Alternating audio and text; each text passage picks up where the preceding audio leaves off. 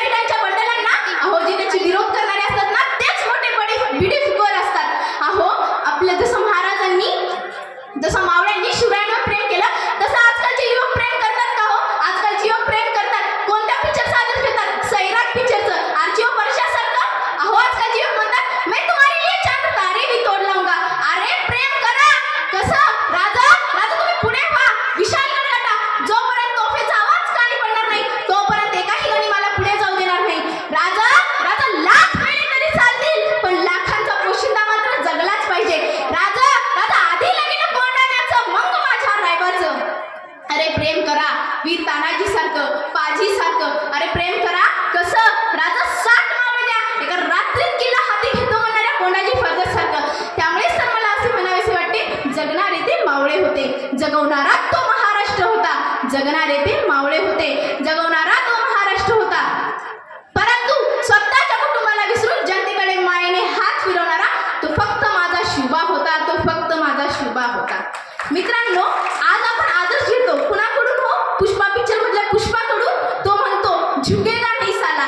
अरे तुम्ही आदर्श घेतला पाहिजे शंभूराजांकडून, ज्यांनी मुघलांच्या डोळ्यात डोळे घालून म्हणलं होतं आणि त्यांच्या विरुद्ध लढाई करताना म्हणलं होतं अरे झुकेगा नाही साला. असं त्या काळामध्ये म्हणलेल्या माझ्या शंभूराजांकडून तुम्ही आदर्श घेतला पाहिजे. मित्रांनो, आज आपण इथे सर्वजण जयंती साजरी करत आहोत. जयंती सगळ्यांची साजरी होते का? तुमची किंवा माझी होणार आहे का आपण मेल्यानंतर? नाही. तर जी व्यक्ती जनतेसाठी रयतेसाठी जगली ना, त्याच व्यक्तीच्या जयंत्या साजऱ्या होतात. मित्रांनो, महाराष्ट्राची पुण्यवती म्हणून शिवाजी महाराजांसारखा राजा येथे जन्माला आला. महाराजांना अवघं 50 वर्षाचं आयुष्य लाभलं, पण या 50 वर्षाच्या आयुष्यात 350 किल्ल्याचं साम्राज्य माझ्या राजांनी निर्माण केलं आणि 350 वर्षाचं किल्ल्याचं साम्राज्य निर्माण केलं. आणि आपण आज त्याच गडकोटावरती विचित्र नावं काढतोय. हे पाहून असं वाटतं ही कुठेतरी चुकते.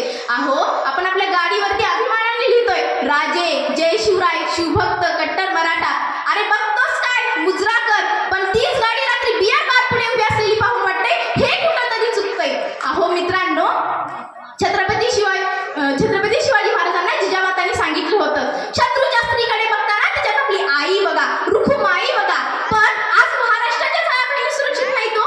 हे पाहून असं वाटतं हे कुठेतरी चुकतंय. त्यामुळेच इथे बसलेल्या माझ्या सर्व भगिनींना या छोट्या बहिणीची ही कळकळीची विनंती आहे. तुम्हाला जर कोणी हात लावत असेल तर तुम्ही काली व्हा, दुर्गा व्हा. तुम्ही ज्या हातात दांडिया घेऊन उभा टाकतात ना, त्या हातात तुम्ही तलवार चालवायला शिकली पाहिजे.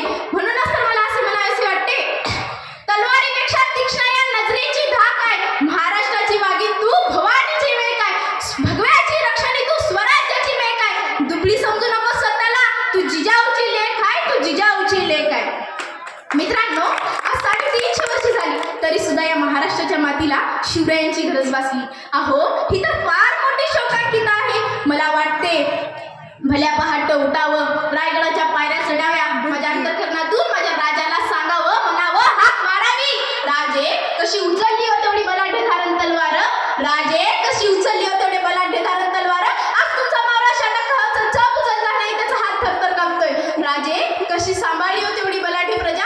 आज तुमचा मावळा काय म्हणतोय, आम्ही 2 आणि आमचे 2, आमचा झालाय चौकोन, चौकोनातील गेले 2 तर उरलेल्यांचा आधार कोण. अशी गंभीर परिस्थिती महाराष्ट्रात निर्माण झाली आहे. मित्रांनो, छत्रपती शिवाजी महाराजांनी सांगितलं होतं, आपल्या मावळ्यांना सांगितलं होतं शेतकऱ्याच्या गवताच्या काडीलाही हात लावू नका. पण आज तो शेतकरी बाबाच आत्महत्या करतोय. पेपर अवघड गेला की कर आत्महत्या, प्रेशर आलं की कर आत्महत्या, नवऱ्याने त्रास दिलं की कर आत्महत्या. अहो, कित्येक जण छोट्याशा कारणासाठी आत्महत्या करतात. माझ्या राजांवरही अनेक संकटे आली, पण माझ्या राजांनी एक वेळेस सुद्धा आत्महत्येचा विचार केले नाही किंवा डोक्याला हात लावून बसले. म्हणूनच तो माझ्या महाराष्ट्राचा बाप झाला. मित्रांनो, छत्रपती शिवाजी महाराजांचा जन्म झाला ते रायगडावर आणि शिवनेरीवर, आणि मृत्यू झाला ते रायगडावर. शिवनेरीचे पहिले 2 अक्षर शिव आणि रायगडाचे पहिले 2 अक्षर राय. हे शब्द मिळून तयार झालेले अक्षर म्हणजे शिवराय.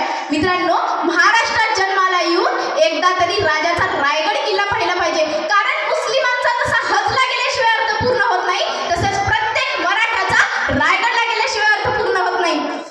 आणि इथे बसलेल्यांना माझी एक विनंती, रायगड बघताना रोपवेने जाऊ नका, चालत बघितला पाहिजे. माझ्या राजाचा रायगड चालत बघितला पाहिजे. का तर रायगडाच्या प्रत्येक पायरीवर 18 बगड जातीच्या मावळ्याची आणि 12 बलुतेदारांची रक्ताची चित्रकला प्रत्येक पायरीवर लिहिलेली आहे. अहो मित्रांनो, उगाच या मातीचा रंग लाल झालेला नाही, तरी ते किती जणांनी स्वतःला या मातीत गाडून घेतलं. मित्रांनो, शिवराय जिवंत असताना एका 12 वर्षाच्या मुलांनी शिवरायांबद्दल एक अतिशय सुंदर गीत गायले. हो, इंद्राजी मी जप पर बाण वसु अंब पर, रावण संत पर, रघुकुल राज है, पवन बरी बाह पर, शंभुरती नाह पर, जो शास्त्र भाव पर, राम की राज है, दावत कुंड पर, चीता झुंड पर, भूषण वितुंड पर, जय जय खंगराज है, तेज तम अंश पर, कन्या जी कंस पर, देवर छमंस पर, वीर शिवराज है.